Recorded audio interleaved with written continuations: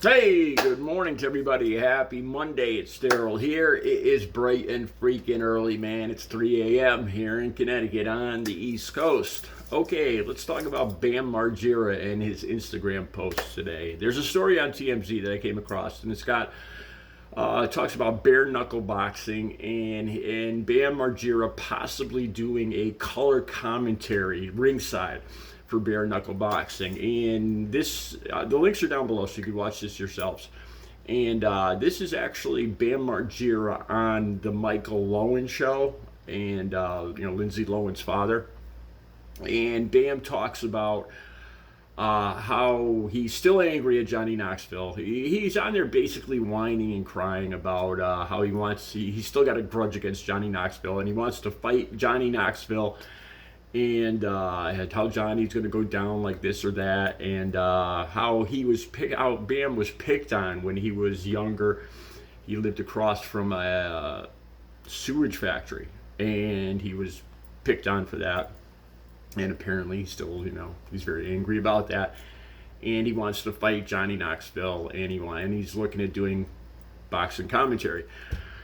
All right, let me start at the beginning here with Michael Lowen, the Michael Lowen show. I got an offer. I thought about this. I don't have a good, I go with my gut feeling these days. I've been clean and sober for 17 years and coming up on 9 months. July 23rd will be 9 months. 17 years, 9 months clean and sober.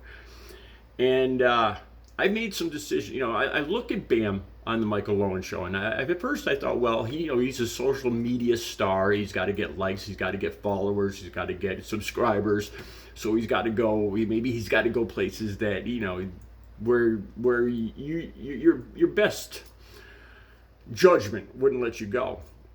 And I don't think that's right. About 2 years ago, I was doing this YouTube channel. And I got an offer. I got a phone call from Tennessee one night. And it was from Ethan Ralph. He's like a far right a millennial, Gen Z. I don't even know what to describe him as. And I didn't know who he was. And he's on YouTube, and he asked me to come on his show. And I didn't know what to say to this. I didn't know who he was, and I kind of researched him a little bit. And I made the decision. My channel's still relatively small here. And this was 2 years ago, and I thought about it.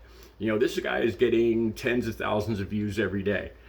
If I go on this show, I'm going to increase it'll increase my views, it'll increase my money, it'll increase everything. But I didn't like the guy. And just when I was going to talk about him this morning, I couldn't even remember his name. I actually had to look up, I had to Google. I remembered his last name was like a first name, like Ethan and Ralph, finally I remembered his last name. I couldn't even remember his name today, and I think it was a good judgment. So I go on Twitter. Now I'll have the links down below. This is the first time I've even remembered this guy's name. Then he called me back again about 2 weeks later and offered me to go on his show again. And I think I texted him back that I'd get back to him. I didn't want to shut any doors, but it was really against my better judgment. I took a look at him. It's all about, if you look at him, it's all about negativity, and I don't even get what his thing is anymore. He's just a far right, hateful person, just slamming everybody. It's not my thing. And yeah, I could get a lot of views. I could possibly become famous or infamous in the case of Ethan Ralph. And is that worth it to me? Is it worth my peace of mind?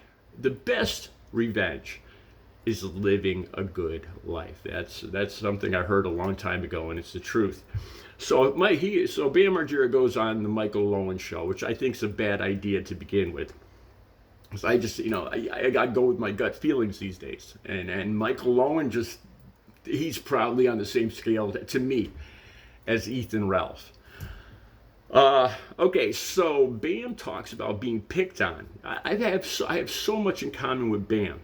In yesterday's video, I talked about how I'm trying to control my anger. When I first got clean and sober, I got all my emotions back. I told you guys this before. During the first couple months, I would cry. I'd get angry. I'd flip out. It was new to me feeling emotions again. Seriously, I didn't realize how much my emotions were tamped down with drugs, and it was new to me. And one of the hardest things I found controlling, like I'd watch TV commercials and I'd start crying. Like I'd watch like a dog food commercial and I'd start crying when I first got clean and sober. And then the last thing is controlling my anger. That's why yesterday I talked about my anger and everything like that. And it's not something that I'm proud of. It's not something, I've let that stuff go. I was picked on when I think a lot of the reasons I first started to use it was because I was picked on. I was overweight back in elementary school, back in middle school. And like I said, in high school, I thinned down. I grew about 8 inches. I filled out, and the senior girls started asking to date me when I was a freshman, when my whole life changed. But I was quiet. I was very quiet on top of being overweight. And I thought that some, like the substance from Colombia would make me more popular, would make me more outgoing. I've talked about this before. I went to a party, one of the first times I ever used, and the girls loved me. I was out in the middle of the floor doing my Michael Jackson moonwalk and making jokes, and the girls wanted my phone number and wanted me to come back to parties, and I was like, this stuff's great, and it was one of the reasons I started using, I think, because I was picked on and all that stuff. And I see Bam Margera now, and he's got this, he's still doing this blame thing where everything is everybody else's fault. His girlfriend, he says in this video, he says that his significant other, whatever she is, his wife, his baby mama, wants money from him but does not want to let him see her or the kid. What does he think life is? He's responsible for the kid. That's to be expected. Own up to your responsibilities. Just because you brought that kid into the world, right? And just because you're paying for his upbringing, which is your duty, your responsibility, doesn't grant you any special access to him. It really doesn't. It's up to the mother. I mean, until you prove yourself. I think he said he's coming up on 1 year clean and sober. You gotta just let things go, man. Like I said, the best revenge is living a good life. So he talks about Johnny Knoxville again, and he's still very upset that Johnny. He says that Johnny made him spend, I think, like 10 grand or something to go to rehab, and he blames everything on Johnny Knoxville. And if it were me, I would look at it. It was my own bad judgment to get to my association with somebody like that and learn from it. Holding a grudge will just eat you, like they say, another saying, acid eats the vessel that it's in. When you're angry at somebody, take it on as your own responsibility. It was Bam's bad judgment. If he thinks that Johnny Knoxville stole from him and screwed him over and all this other stuff, then look at it this way. It was his own bad judgment on Johnny Knoxville in the first place that got him associated with Johnny Knoxville. It was his own bad judgment that led him to trust him. So it was his fault. He should learn from that and move forward. Harboring a grudge and going into a bare knuckle boxing match with Johnny Knoxville isn't going to prove anything. It's just going to prolong this anger that's going to eat at him from the inside, this hostility and this blame that he's taking away from himself and putting on other people and whining about how he was mistreated and tricked and wah.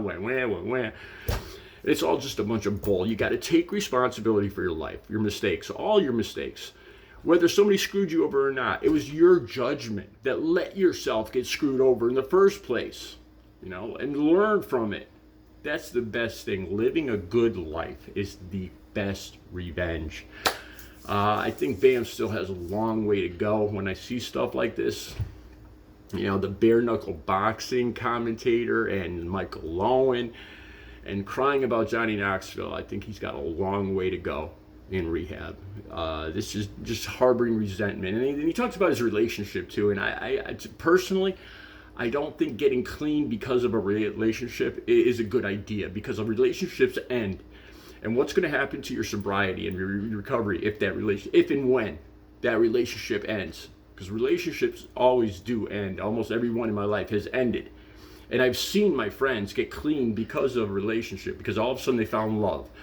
And they got clean because this woman was clean. They wanted him clean, and she's a good woman and all this other stuff. And then they broke up, and they went right back to using it. They were at the bar the next day. You know, you gotta count on yourself. You gotta have confidence in yourself. You gotta take responsibility for yourself, and not blame other people, and not lean on other people for your recovery. Those are my thoughts on Bam Margera. The links are going to be down below.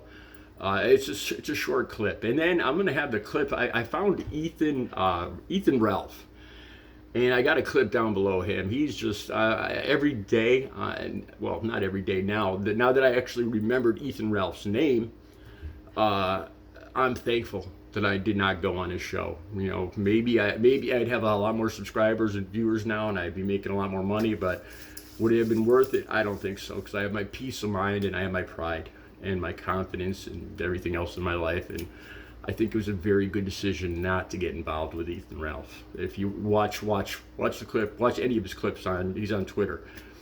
Yeah, not my kind of guy. I'll be back later with another video. I got 2 more videos all set to go about how I think of using, and I get cravings every single day, but they've kind of changed. That video is all set to go. Have a good Monday.